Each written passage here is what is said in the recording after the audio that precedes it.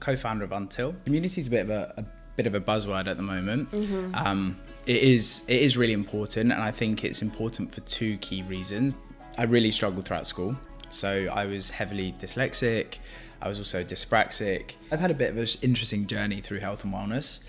And I think over the past 5 years, my view on health and wellness has changed dramatically. So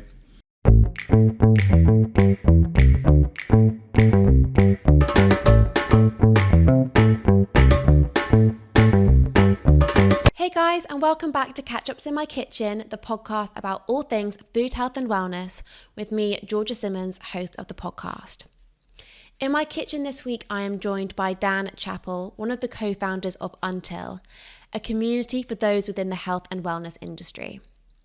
I came across Until on social media, and not only did I think this place looks really cool, but I so saw the purpose of Until, which was fixing what was a very broken and disjointed industry. I also had the pleasure of hosting one of my last events at the Until space in Marylebone, and I was like, I would love to get Dan on to hear his journey to Until and find out the problems he kind of saw before founding it and how Until is solving those problems. Until has now been joined by Stephen Bartlett and his team, so we also touched on that journey, as well as Dan sharing some really interesting trends and insights within the health and wellness industry. If you're into health and wellness and the whole bigger picture, this episode is definitely for you. I feel like you're going to love it. There's so many learnings and takeaways here.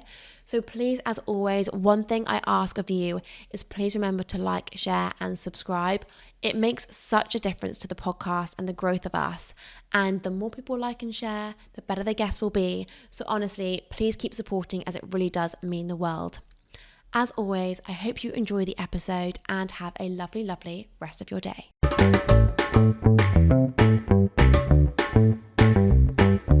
Dan, welcome to my kitchen. How are you? very well, thank you. Pleasure to be here. Beautiful space, lovely kitchen. Thank you. Do you mind giving a really quick elevator pitch, who you are and what you do? Sure. So Dan Chappell, co-founder of Until. My background is predominantly in the health and wellbeing space. I spent 10 years working in both high performance environments in the pro sports world as an S&C coach, but also worked in a variety of different commercial, public sector, gym spaces, commercial spaces, boutiques. So got a real feeling of the good, the bad, the ugly of the industry. And throughout that time, really found my passion for the health and wellbeing space. And I started off looking after general population when I first qualified when I was 17. Wasn't sexy enough, so I went and started working with pro sports athletes, which was brilliant. Ticked off a lot of the bucket list items that I love. But very quickly, when you realise you're making 1% or 2% improvement per year, it loses its shine. So went full circle and went back to general health and wellbeing. And now, recently started Until 2.5 years ago, and have been focused on growing that ever since. Amazing. I mean, I've been to one of your spaces and it's just great, and we'll touch on Until in more detail in a minute. But before we do, we have a quick fire round on all things food. Fantastic. So, cook in or eat out? Cook in. What's your favourite restaurant in London? Ciotto Mate. Yeah, good one. I agree, good, actually. isn't it? Go-to Deliveroo? Ooh, Five Guys. Yeah, good one. What's your go-to cuisine? That would either be Turkish or Chinese. And your go-to fridge or cupboard staple? Chicken thighs. Oh, yeah. I've not Yeah. had that one on here yet. Yeah. And what's your favourite dish to cook at home? That would be, again, chicken related. It would probably be roast chicken thighs with roast potatoes and vegetables. Simple, man. Simple, but hits the spot. Yeah. Okay, so do you mind explaining what Until is for those who don't know? Sure. So Until is a home for health, wellbeing and medical practitioners to run and grow their business. We set out with, the mission of unleashing the full power of wellness professionals, and we do that in 3 key ways. We give them access to flexible workspace where they run and grow their business. So gym space, treatment rooms, medical consultation rooms, dental practices, etc. where they can rent space on an hourly, half-hourly, 90-minute or full-day basis. We also give them the tools to grow their business, which is normally in the form of workshops, seminars, one-to-one mentoring, to essentially help them with the skills that they haven't had exposure to whilst they've learned their technical profession. So stuff around marketing, SEO, website optimization, and all those sort of core skills you don't normally get exposure to as a health and wellness practitioner. We are starting to and have the ambition to really turbocharge over the next few years. And then lastly, we give them access to a community of like-minded professionals who are all growth hungry. We have around 500 practitioners now, based across our 3 clubs, and they split across 40 different disciplines. So we have everything from the medical hemisphere with private GPs, MSK, pediatrics, all the way through to dentistry, physiotherapy, personal trainers, massage, the works. So like any type of practitioner you can think of, we've probably got within our ecosystem. I think it's fair to say globally we have the most diverse range of practitioners under one roof, which is really exciting. But our sort of mission is to basically better serve them so they're able to better serve and care for their customers. And that's sort of what we do. I love that. I also feel like within this industry there's so much like collaboration that can be done. Like one really helps the other, and like you can learn from different people. And I think that's one thing that I noticed when I kind of went to the Until space. I was like, there's so much collaboration here and community here.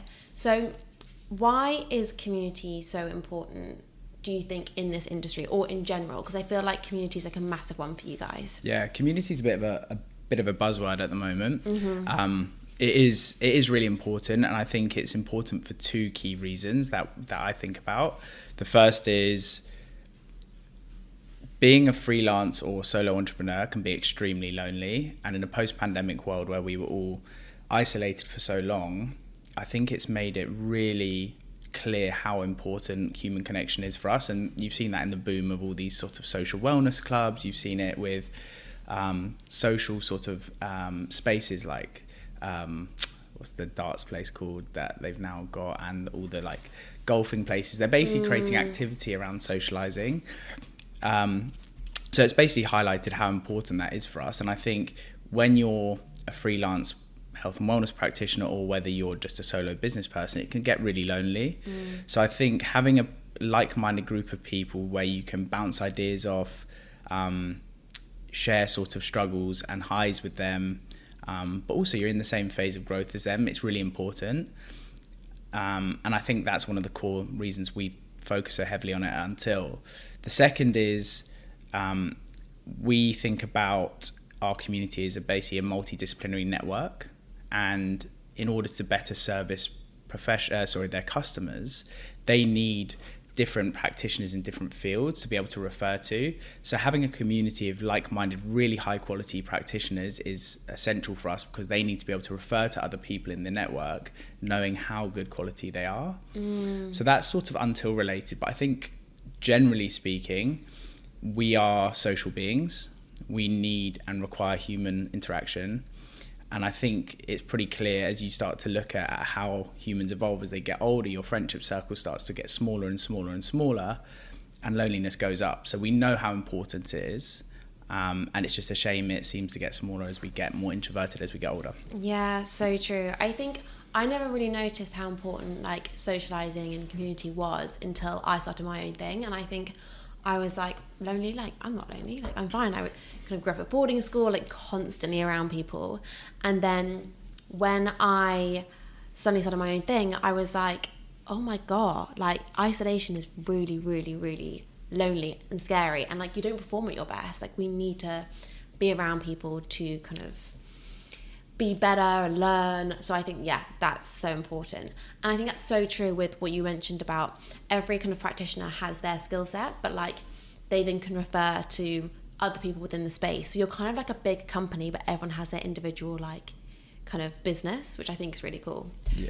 So why did you start Until? What was the moment that you realised that there was a need for Until? So I sort of realised it when I was a practitioner in London. So having just come out of the professional sports world into freelancing in London, there were sort of 3 key issues which I realised. The first was everything was massively fragmented. So there were all of these different amazing professions that worked in silos. So you had physiotherapists operating out of a clinic, you had all the medical professionals based on Harley Street working out their own sort of ecosystem over there, you had psychotherapy clinics in West London. And when I was a practitioner delivering my services, I was going, who do I refer to? Do I know if they're good quality? No. And then it's a really broken like circle of care for my customer, because I would send them to someone in another clinic who I didn't know if they were any good. They would then feed back to me their results, and there's a bit of Chinese whispers.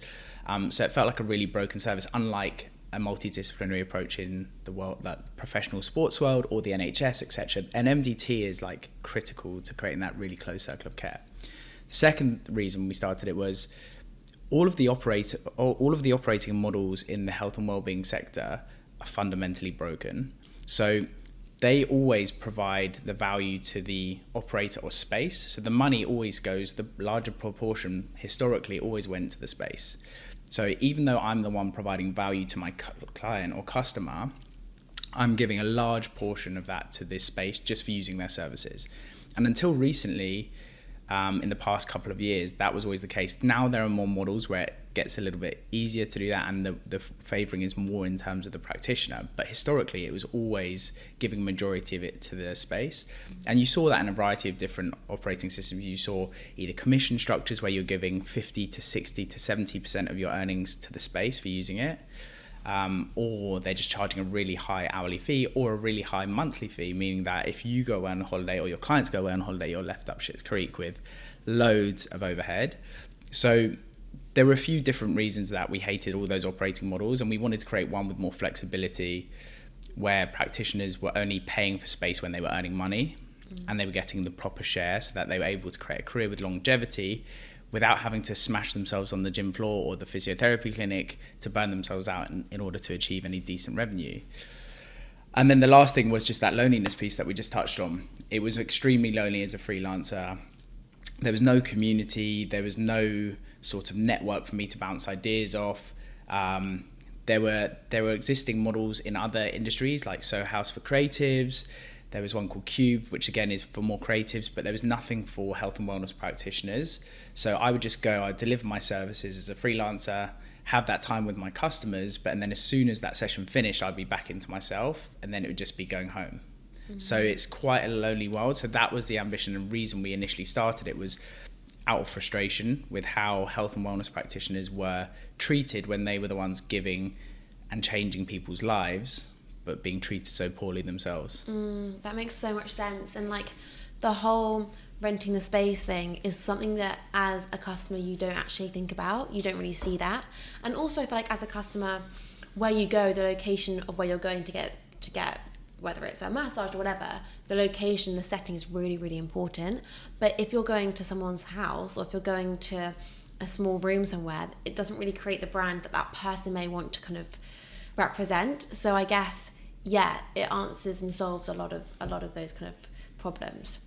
So let's go back a bit until you were 18, because I kind of like deep dive onto your Instagram, and I was like, right, let's have a little look. And there was a post, and you basically said that you kind of failed your A-levels. And like, let's go back and like paint the picture of you kind of looking at that sheet of paper and being like, oh God, what happened then? What kind of career did you go down, and how has this kind of shaped where you are now?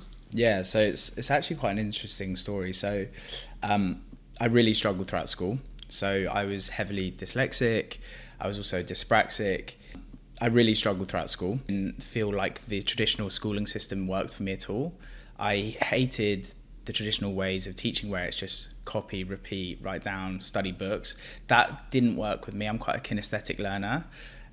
Paired with the fact that I found it really hard to focus. I didn't understand how the stuff I was learning in the classroom related to stuff in the real world. Algebra and that sort of stuff didn't relate to me. It didn't pull with me. So those few things all paired together made it really hard for me to study and enjoy studying, right? Because I was always doing poorly. It's a vicious cycle. When you do poorly, you start to concentrate less, etc.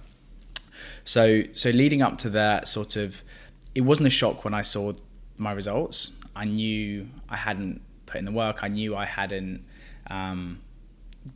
done the pre-work to achieve or to deserve anything higher than I got. But I was a little bit disheartened because at that same time and throughout my schooling career, a lot of my teachers had said to my parents in sort of parents' evenings, tell Dan, or don't let Dan go to university. Don't let him apply for university because he's going to be disheartened. Or don't think about studying anything too sciencey or too academic in your next phase of career, whatever it was. So I was sort of written off from the start, and a lot of teachers believed I was set to fail. And again, that sort of rubbed off a little bit. Like, my parents felt the pressure on that. They were probably thinking, like, what are we going to do with him? So it was quite a tense moment for them. I'm extremely fortunate to have such a supportive family around me, and they basically, parents paired with my grandparents, basically told me to get my shit together.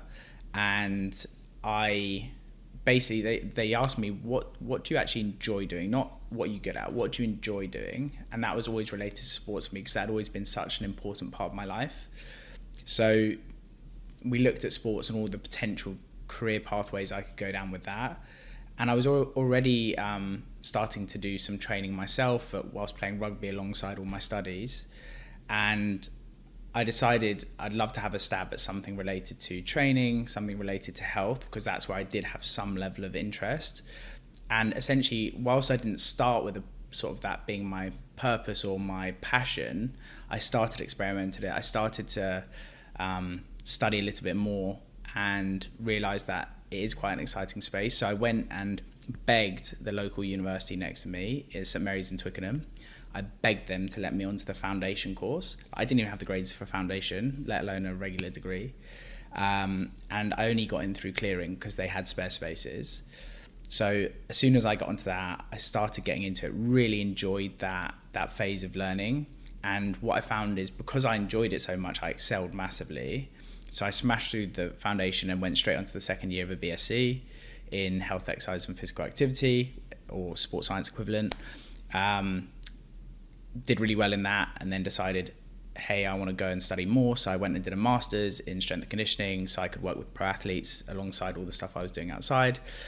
Did really well in that again. And then at the end of that, I was thinking, do I actually do a PhD? Luckily I didn't, because I was so tired and fed up of sort of dissertations and everything that goes with it. But it was a real sort of eye-opener for me, which is, if you don't initially have a passion for something, try it. Test a variety of different things, see what works for you, see where your interests lie. Because for me, if I had just written it off and listened to everything everyone said, I would have been stuck.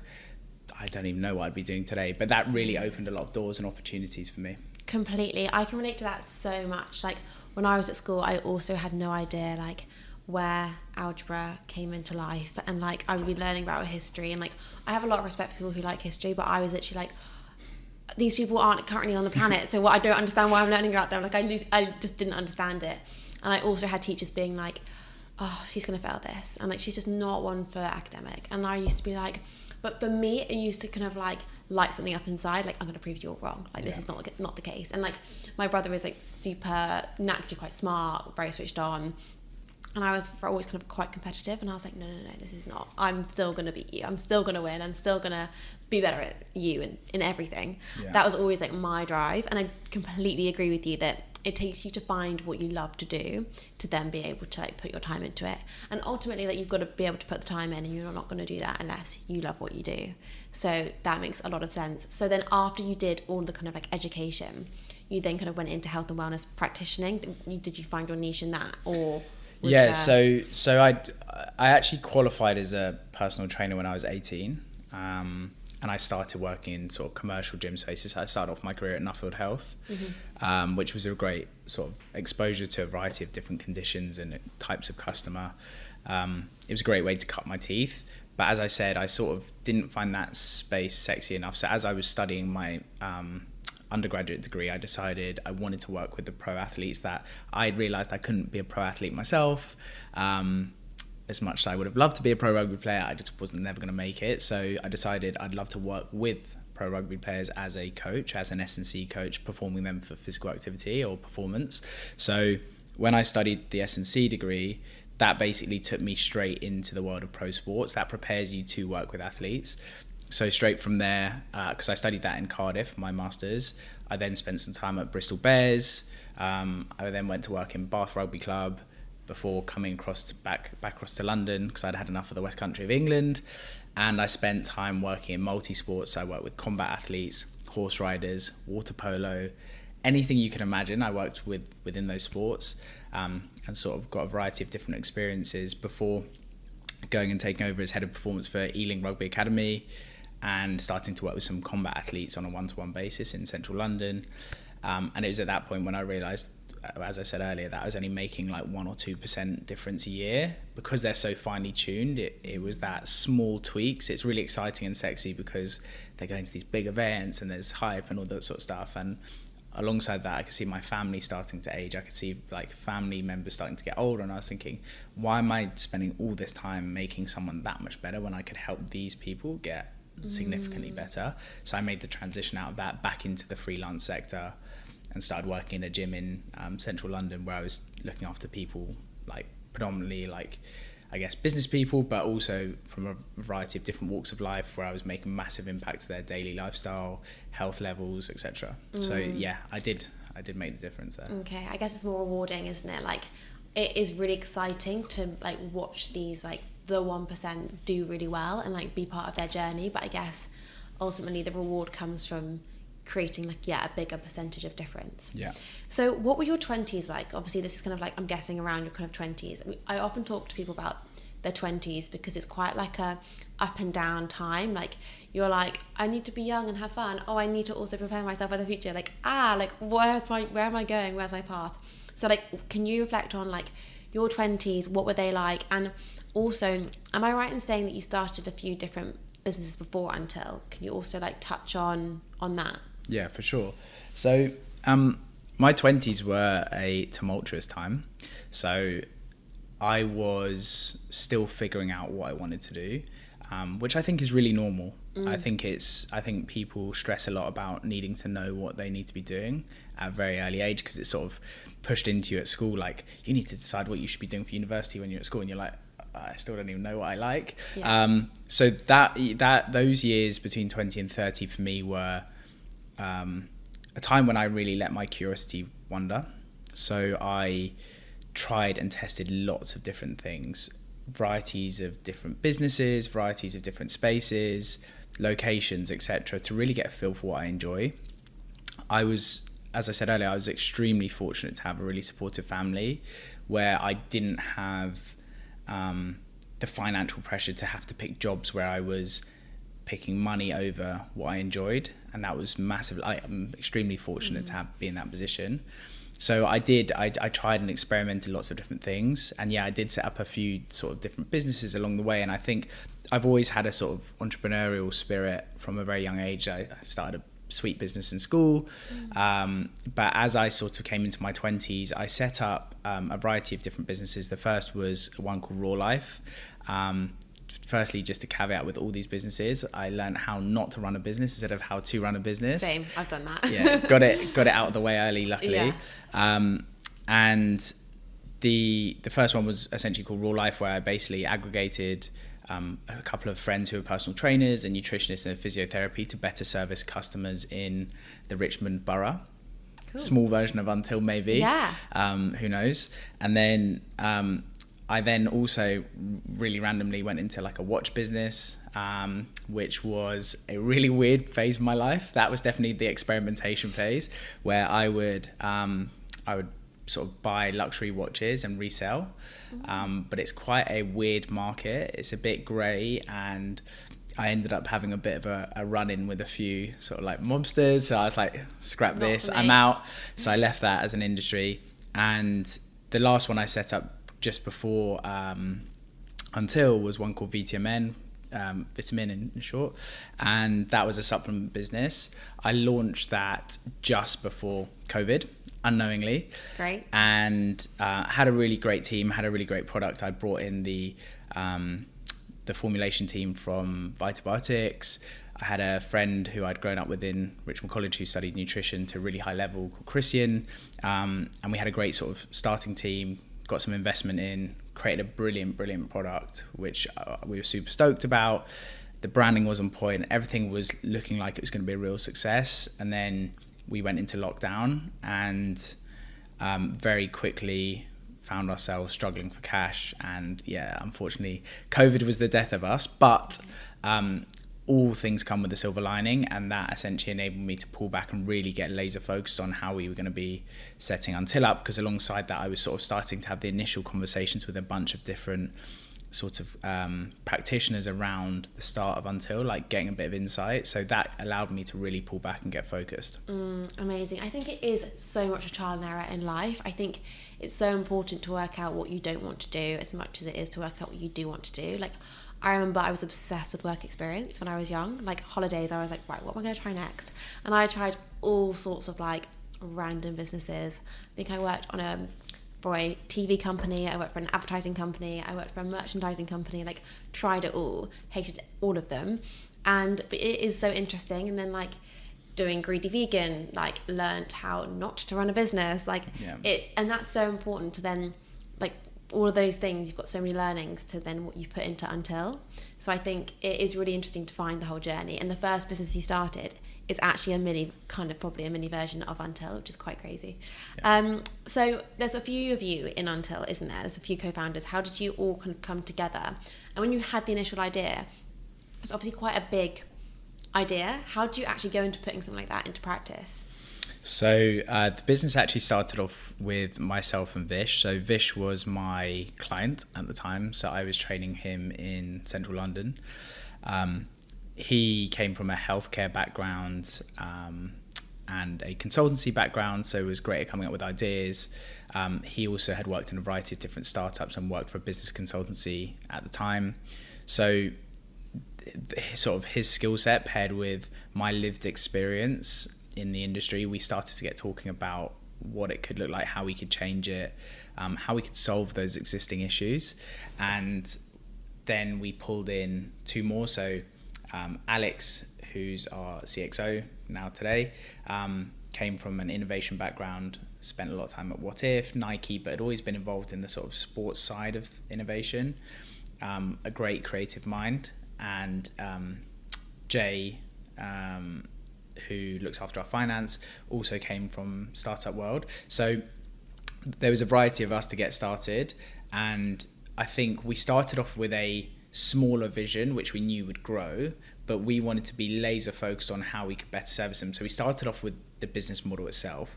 How could we flip the script on the conventional setup and structure of the industry?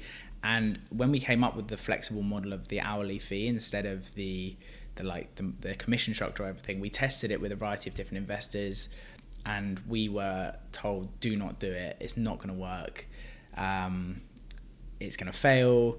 And so many people told us it won't work. But when we spoke to all the practitioners, because we must have had maybe 500 insights conversation with practitioners across London, every single one of them said, this is what we want. So we had a real bullish mentality that it was going to work. So we started to pull together a focus group where we could test different ideas off them, and we worked with a few close sort of practitioners around the sort of area we were in Oxford Circus, and some of those people are now working for Until today. And from there we sort of figured out what it's going to take to do. We raised 3.5 million with a PowerPoint deck in the middle of a pandemic, which was... That's impressive. It was impressive. I'm going to give Vish the credit for doing that because that's his commercial brain and savviness of speaking to investors. But we worked as a really tightly knit team to do that and pull together all the information we needed to have the credibility in the health and wellbeing space that we did, and the conviction that we were going to make a real change. And from there we sort of raised the cash and sort of got kickstarted, fortunately, just after COVID. So amazing. Yeah. What I think is really cool is like all of the co-founders, you've all kind of pulled together and created something big, and that's basically what you're creating at Until. Like you've got all these different people coming together to make a bigger difference, and that's literally what you guys did to start it, which I think is really cool. So I want to touch on, you guys have Stephen as part, is he an investor in Until? Investor and co-founder now. And co-founder. So talk about that journey, because that obviously is really great for Until and for all of you guys. And I think also so much credit to you guys, because I don't think he'd invest or come on board or something that he never believed in. So how did that all come about, and what's it like working with his team?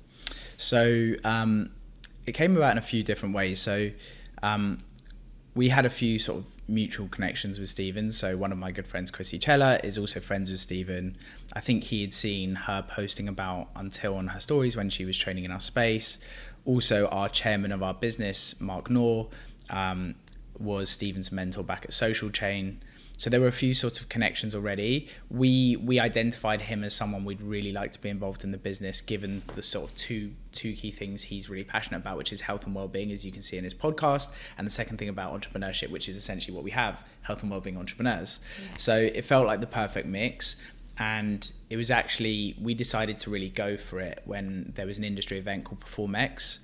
There was a VIP opportunity where Stephen was going to be speaking on a panel, and then there was going to be like a small group conversation downstairs for all the VIP guests.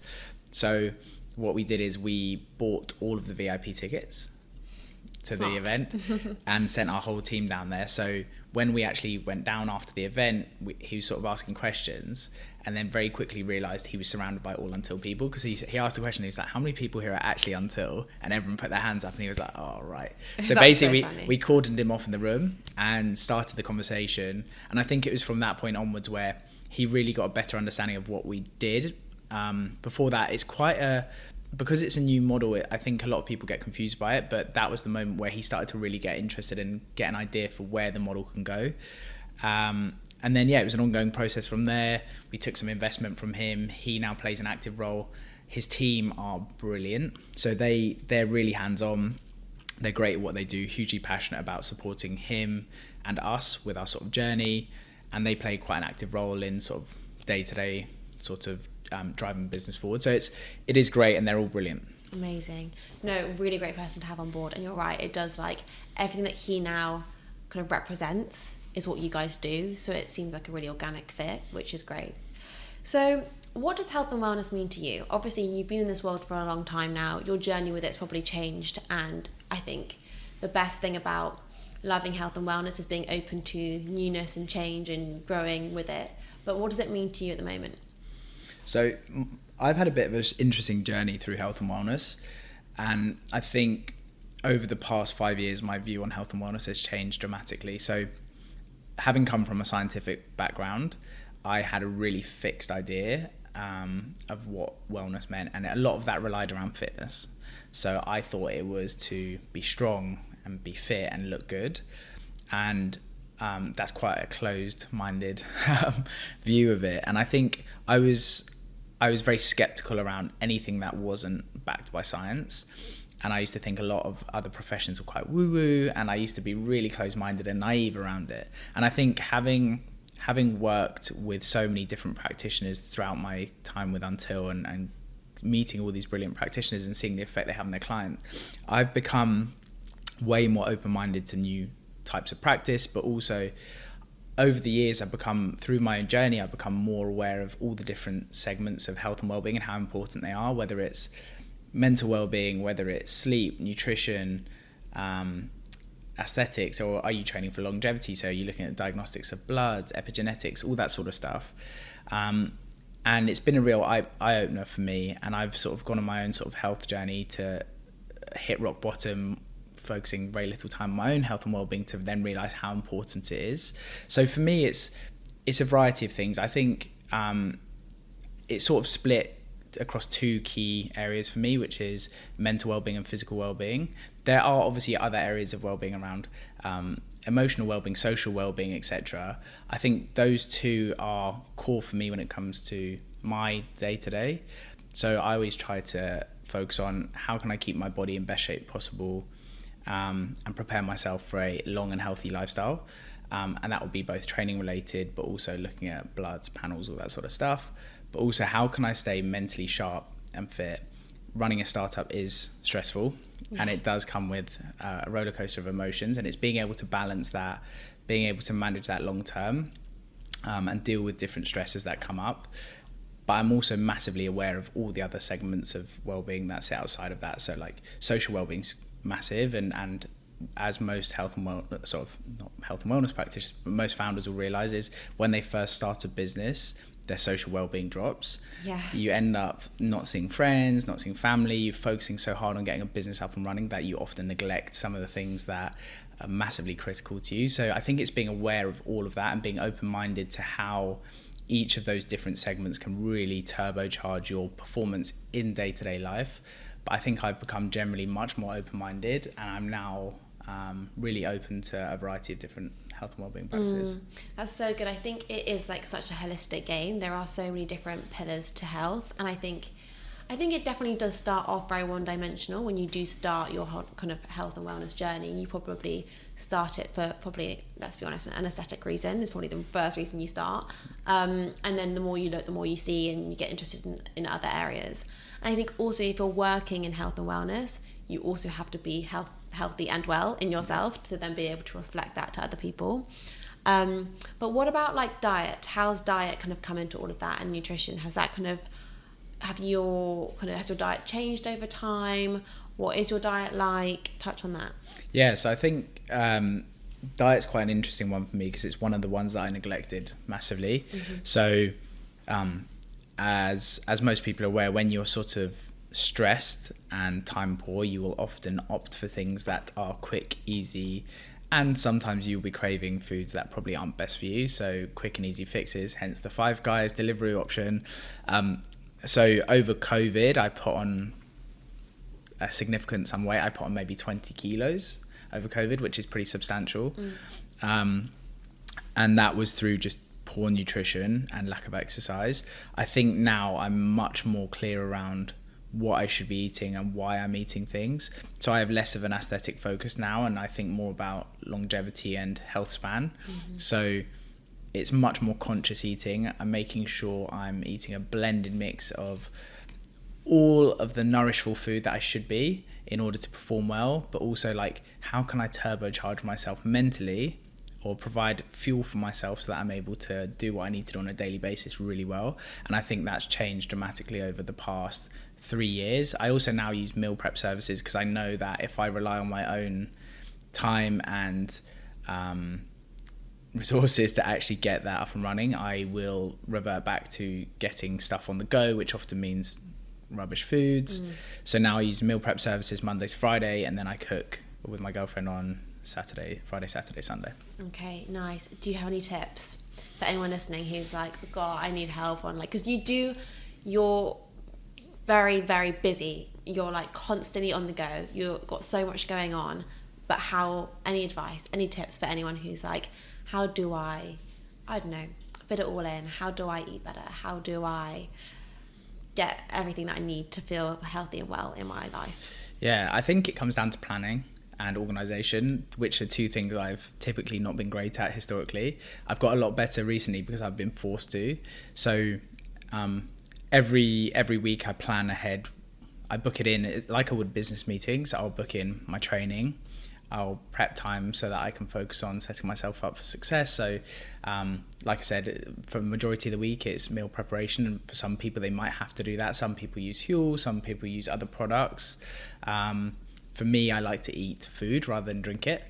And it all comes down to planning, knowing what you've got on in your week, making sure you put the time in aside for that, because most people treat their health and wellbeing as a secondary outcome rather than focusing on it, like booking it in like I do in the week. And that will lead to neglect. You'll push it aside. It won't happen. So take the time at the start of the week or end of the week on a Sunday to plan ahead what you're going to be eating, drinking, exercising, etc. Get it booked in and make that a non-negotiable. It's so easy to let that stuff slip as you start to get busier, but be really protective about that. That's the stuff that's going to allow you to perform at your best, and that's the stuff that's going to keep you sharp. So protect that with everything you've got, keep it in the diary, get it done, and you'll focus a lot better. Yeah, I so agree. And actually, I'm really happy to hear you say that, because I thought that maybe I was going crazy, but I genuinely, in my notes section, I have like BLD workout, BLD for every day, and I block in what I'm having for breakfast, lunch and dinner and what workout I'm doing every single day. And like, it sounds obsessive, but like, it's then done. Like, I then don't have to think about it. And like, it is non-negotiable. And it does sound like crazy, but I even do it on like weekends. Like I block out my weekend times. And I think sometimes when you think about everything you've got to do as a whole, it's so overwhelming. Like I talked to my brother about this. I think he gets overwhelmed about like, oh my God, I've got a gym and I've got to do this and I've got to do that. And I was like, the thought of it is way more overwhelming than the reality. Like actually, like eating doesn't take you an hour. Like if everything's done, it's like 20 minutes or whatever, however long it takes you.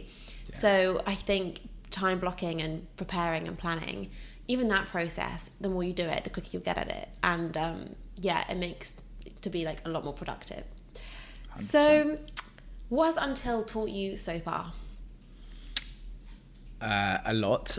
Firstly, I think personally it's I've sort of been on the steepest learning curve you could possibly imagine, having come from the sort of background and career choice that I chose through to running a business. It's very, very different.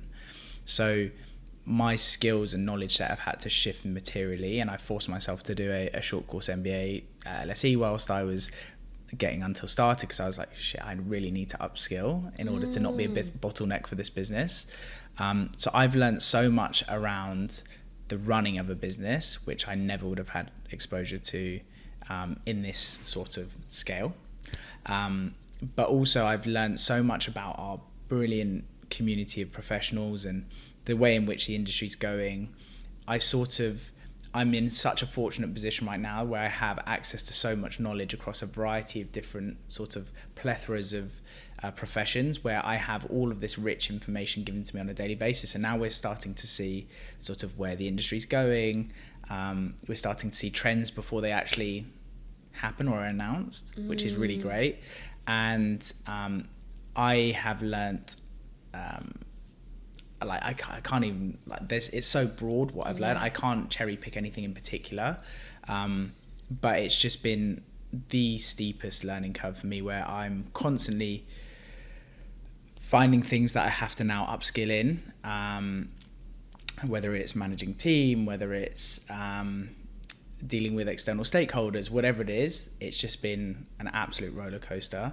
I can't give you any one thing in particular, but it's been a lot. That's so self-aware though, to know that you've got to upskill. I think that's really good. Like a lot of people might think, I am who I am now, my learning's done. Like, and you could probably get quite complacent with it, but knowing that you're constantly upskilling, I think is really, really important. And I think that everyone should be able to do that, no matter how old you are in life. I think it's really good to be able to upskill. 100%.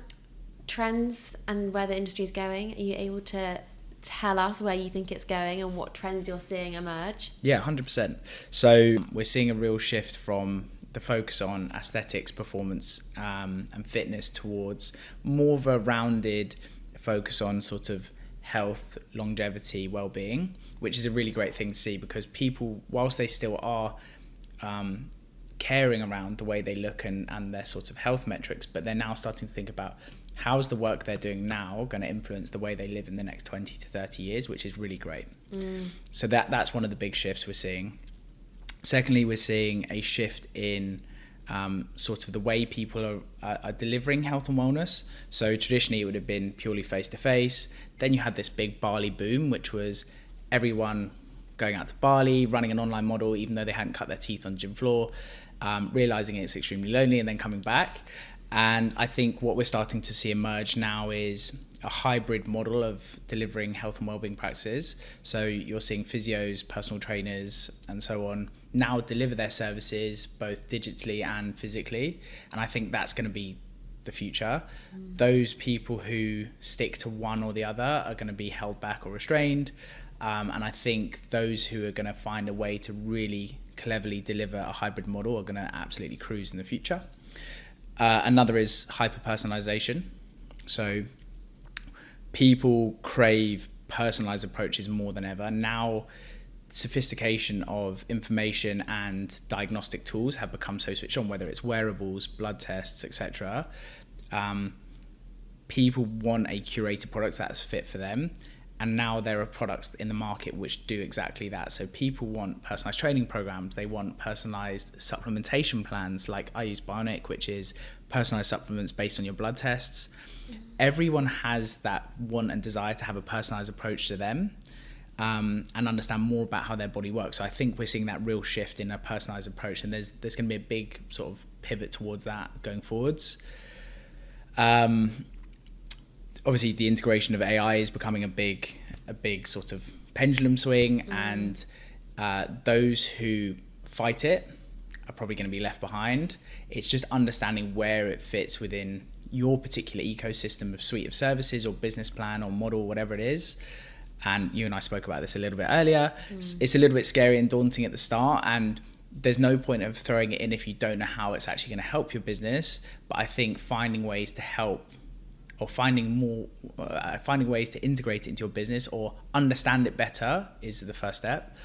And I think those are the sort of the core changes we're seeing, but there's a lot more. That's so true about the whole, there isn't a one size fits all approach. And I think that's so key, and that is actually being highlighted more and more and more now. Like on the podcast, I constantly say to people, like, get tests done, find out what works for you. Like, so many people say, oh, what supplements do you take? Like, why would I tell you that? Like, it's so subjective to 100%. You and what you need. Like, I actually would say don't take any, then see how you feel, record how you're feeling and eating and what you're getting, and then start from the bottom and work your way up. And I think, like what you're saying, that's the trend that you're seeing. I think that's key. And AI, I mean, it is terrifying, but I think you're right. You've got to be open to it. And whether you're just like dipping your toe into it, or whether you're using it as a massive part of your business or your daily life, I think, it's not going to go anywhere. But I'm not skeptical. I'm open-minded to it, but it is quite scary at the same time. It is. I think it's an unknown. And if you think about it, though, people were scared of the internet when it first came out, right? Lots of people who resisted it went out of business. Those who were sort of open-minded to it and wanted to explore it, even though it was scary, are the people that absolutely cruise now. So I think being open-minded is critical, and experimenting with it. I think that's what you can do, right? Yeah, so true. So I have a final question, which is, where's the future of Until? Ooh, big question. It is. So the future of Until. So our plans are to continue growing in London. So we want to create a spine of locations across London from west to east, giving practitioners the ability to service customers in any of the sort of key areas across London. We also plan to go globally. So our next phase of focus outside of the UK will be the US. And for us, that's going to be a real focus for us, without diluting the quality of our existing spaces. We're always going to be laser focused on maintaining a really high level of service and care for our current spaces. Like, I think a lot of businesses often neglect previous clubs or sites they open as soon as they get something new and shiny. So for us, it's going to be about constantly iterating our current plans, and essentially growing a global ecosystem of different spaces which enable practitioners to operate both in London and Dubai, or London and the US when they're servicing clients in New York. But the problem we're solving exists everywhere. We've experienced it. We know it. We know the same issues are in the US. We know they're in the UAE. We know they're in Singapore. They exist all over the world. So we think we have opportunity to liberate and service freelancers across the world. So that's what we're going to be doing. Big plans, scary plans, but it's definitely on the roadmap. Yeah, very exciting, very scary. But you're right. I think the problem is with practitioners in the industry, and the industry involves everywhere. So it makes sense to make it global, which is huge and terrifying, but super exciting. Okay, we have a tradition to round everything off, which is, what would your last meal be? Starter, main course, and dessert. Last meal of my life? Yeah. Similar to my death row meal. Okay, starter would be a steak tartare. Nice. Sophisticated. Yeah. Main course is comfort food. If I knew it was my last one, it'd be lasagna. Oh, good. Yeah, good one. Yeah. And then dessert would have to be something decadent if it was my last one. So it would either be a gooey chocolate pot with pistachio ice cream. Oh, yeah. I can relate to that. I think it'd be that. Nice. Yeah. Love it. Dan, thank you so much for coming Pleasure. on, especially on your Saturday. Thank Pleasure. you. It's been great to hear your journey, where Until is going. I think it's a really exciting business. I love seeing you guys grow. I loved having my event in the space. I was it just feels right here. It just feels really great. So I love what you've created. So thank you for coming. Pleasure. Thank you for having me.